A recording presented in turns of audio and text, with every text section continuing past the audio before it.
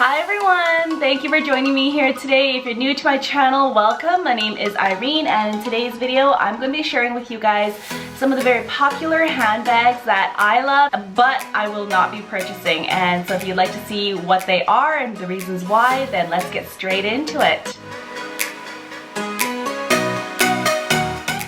Now before I get started into telling you all the bags that I will not be purchasing, I just want to put a quick disclaimer out there that if you own any of these bags, this is not to say that your bag is not good in any way, shape, or form. I do not want to offend anyone here. These bags I do actually really like myself. I just cannot justify it. So let's get straight into it. The first one that I have in front of me on my notes is the Lady Dior. The Dior brand is so classic, so beautiful, and the prices are very high. I was doing some research online because where I live, we don't have a Dior boutique, and even at our Holtz and stuff, like we don't carry Dior from what I know. So I can't even get it unless I order it online. For me, Dior is pretty inaccessible, and for me to be able to see it in person, to feel it, the only time I've ever seen these products ever was when I went traveling to other cities. So I'm not super familiar with Dior, but everyone loves the Dior Lady Dior,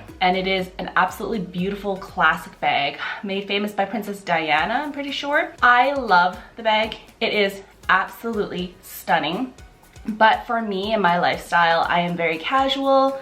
I like to wear leggings, jeans, you know, casual shorts in the summer. That bag has a very classic, elegant look to it that I personally feel like would not suit my style, even though a lot of people love the bag so much, and it's constantly one of the favorites that people mention over and over again. So many people's like dream bags. I love the look of it, but it doesn't appeal to me in the way that I'm like, I have to have it, because I know that if I own this bag, it's gonna sit in my shelves and just look pretty, but I don't think I would get the use out of it because it just seems to be a very classic bag that's almost too elegant for me and what I go for on a day-to-day basis. The second reason why I would not purchase the Lady Dior bag is because the leather seems to be quite delicate. Like I said, I'm not super familiar with the Dior bags, but I do know that for sure the Lady Dior does come in a lambskin. And I do have a couple pieces that are lambskin, but even those I'm kind of a little bit sketchy about when I'm using them. Lambskin in itself is definitely more delicate. That's just another thing that I'd have to worry about. Another thing that would bother me about the Lady Dior bag is the handles. I've watched a lot of people who own the bag, they do reviews, and I've seen that the handles that it comes with, they flop over when you leave them alone. You set them on a table or something, they kind of flop over. I like my bags to be structured and to keep its shape when I am leaving it alone, sitting on a table, wherever it may be. I like it to keep its shape, and when the leather handles are flopping back and forth and just kind of like looking a little bit messy, that in itself is already something that's kind of, I feel like would irritate me just a little bit. Another common complaint that I've heard about this Lady Dior bag, especially in the smaller sizes, is that it's hard to get in and out of, because I know previous models, they used to have a zipper at the top to keep everything closed, but that had issues, and so they kind of updated the model, and then they just kind of designed a leather flap that kind of comes over and closes up the top of the bag. But people say that some people love it, some people don't mind it, but some people say that it's difficult still to get in and out of. If you know me and have seen some of my other videos, you know that I'm very anal about how my bags wear over time, and I take really good care of them. So for me, if I was to have this bag with the updated flap, I feel like this constant reaching in and coming in and out of that flap, it would kind of damage the flap leather. That in itself is another thing that would be irritating to me, make me not want to wear it. And of course, the last reason that really thwarts me from even considering a Lady Dior is the price.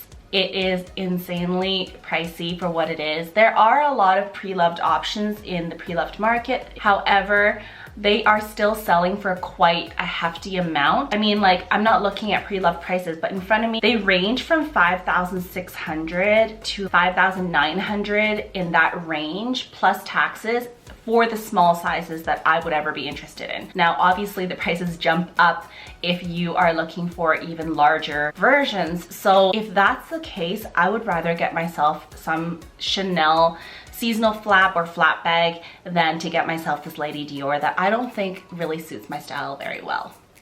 Now, the second bag that I would not purchase are the Chanel Walks, wallet on chains. The reason behind this is because the first thing being mainly because I already own my Chanel rectangular mini. I love that bag. It is beautiful. It gives me that classic Chanel look, but it is very small. It's very dainty. It carries my essentials. It already does that function for me. So I love taking out when I go out shopping, when I am going out for dinner in the evenings. All those things, it kind of already serves the function of what I would use a wallet on chain for already. So for me to have a wallet on chain as well as the mini rectangle kind of seems redundant. And for me, I would definitely pick the rectangular mini over the wallet on chain any day. The second reason why I would not purchase a Chanel wallet on chain is because of the price. Currently, as it stands, the leather wallet on chains usually range around the 3,200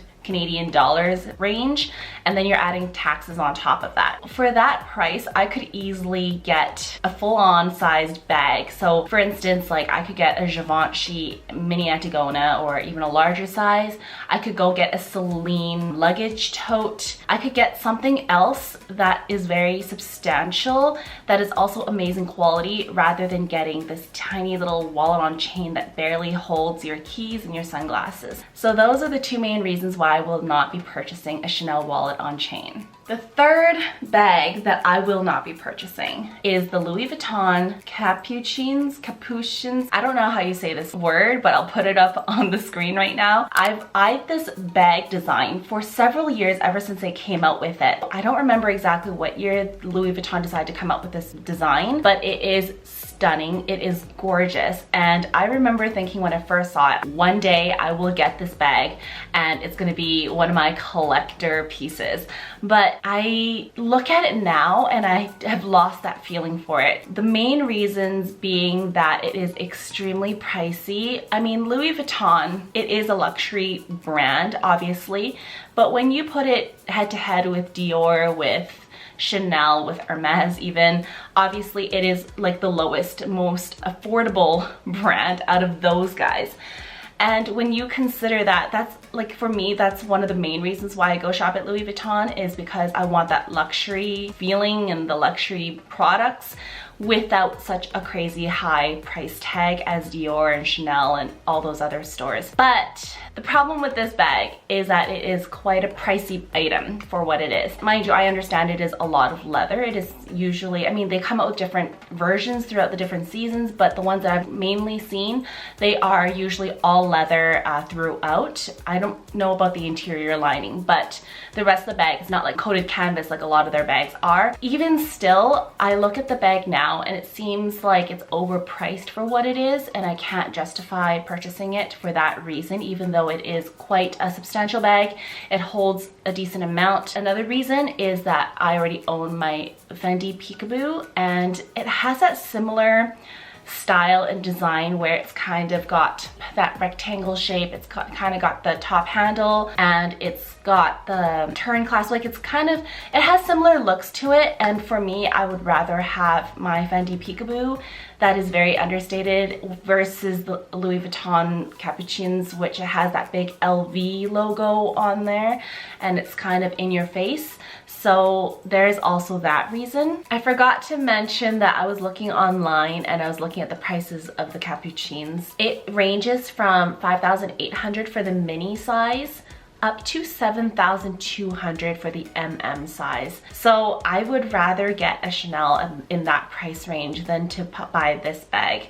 So yeah, another reason why. The fourth bag I'm gonna talk about is the Balenciaga City bag. Now, I have loved this bag and eyed it for so many years. Up until just, I wanna say 6 months ago, I was still looking at that bag whenever I walked past it. I would always stop and take a look at it. I think my style has changed a little bit since I'm grown, I guess, gotten older.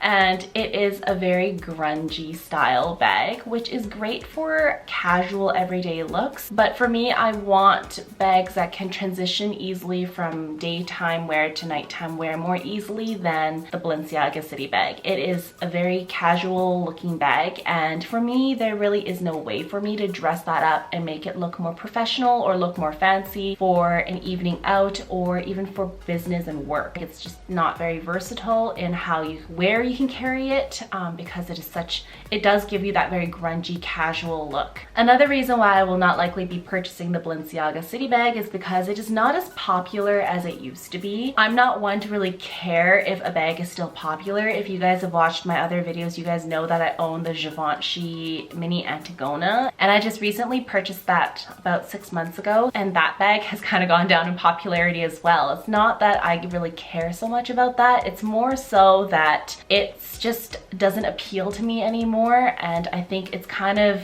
my taste has kind of followed the trends of a lot of people as well. So that's what I mean when I say it's not as popular as before. If money wasn't a thing, I would go and get one because it would be nice to have on those days where I'm very casual and laid back and I could care less what I throw on, but money is a thing, so that's not going to be happening. The fifth item on my list that I will not likely be purchasing is the YSL Toy Loulou. If you've watched my 2021 wish list video, you know that the YSL Toy Loulou was actually one of my top items that I was really wanting to get for myself this year. But I recently went into, where was it? Saks Fifth Avenue, and I tried on one of the Toy Loulous that were on display, and guess what?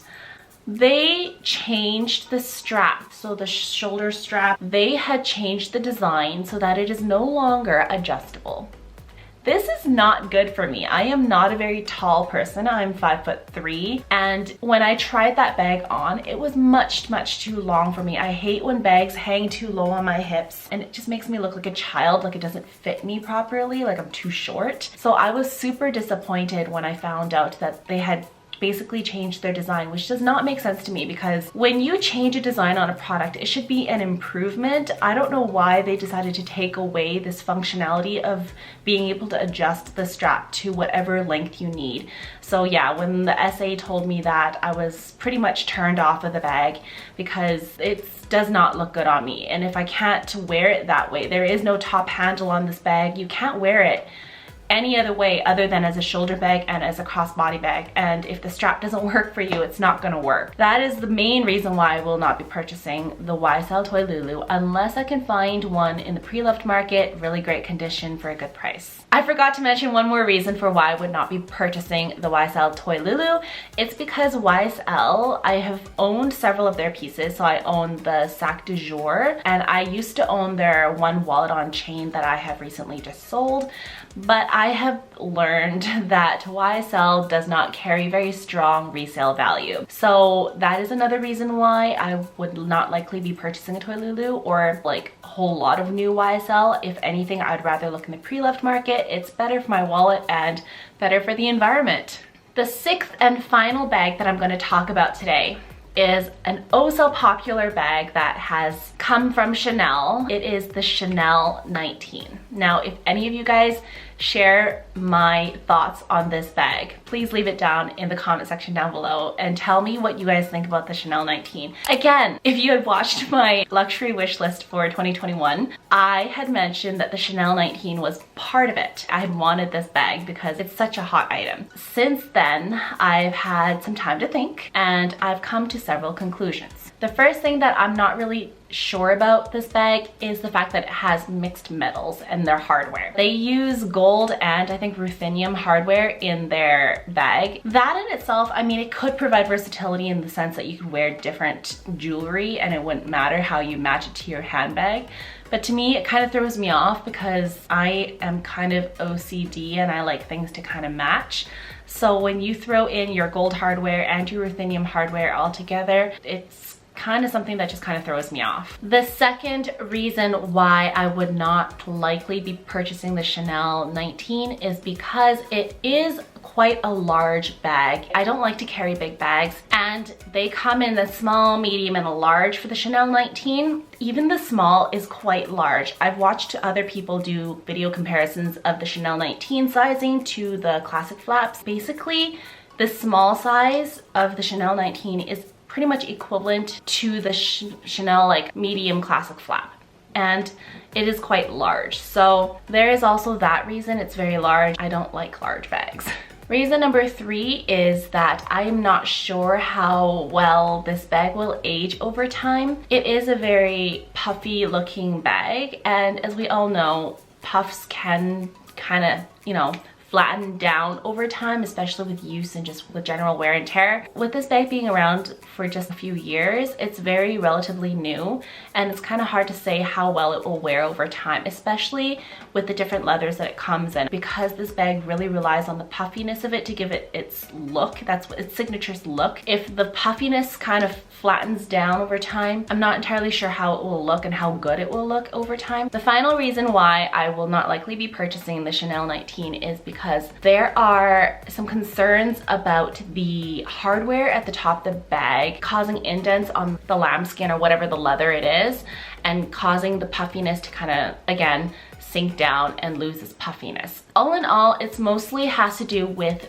the sizing, the hardware mixtures, and the third thing is the whole idea with the puffiness and how it wears over time. It is quite a new bag, and I like to put my money in very classic pieces that will last the test of time rather than very seasonal or very trendy pieces that, who knows, you may not want to wear 5 years from now. So there you have it. Those are the 6 handbags that I really like, that I love the looks of, but for some reason I cannot justify purchasing, even though there were 2 of them that were on my 2021 luxury wish list. Maybe I should do an updated one. Anyways, if you guys enjoyed today's video, or if you guys have other thoughts and comments to add, please leave them down in the comment section down below. I would love to hear what you guys think about these bags, and maybe you guys can talk me out of some of my concerns. Enable me. If you guys enjoyed today's video, please give it a thumbs up and consider subscribing. We just hit 1,000 subscribers, guys, so thank you guys so much for all your support, and I can't wait to create more content for you guys that hopefully you guys will enjoy. I will see you guys in my next one. Bye!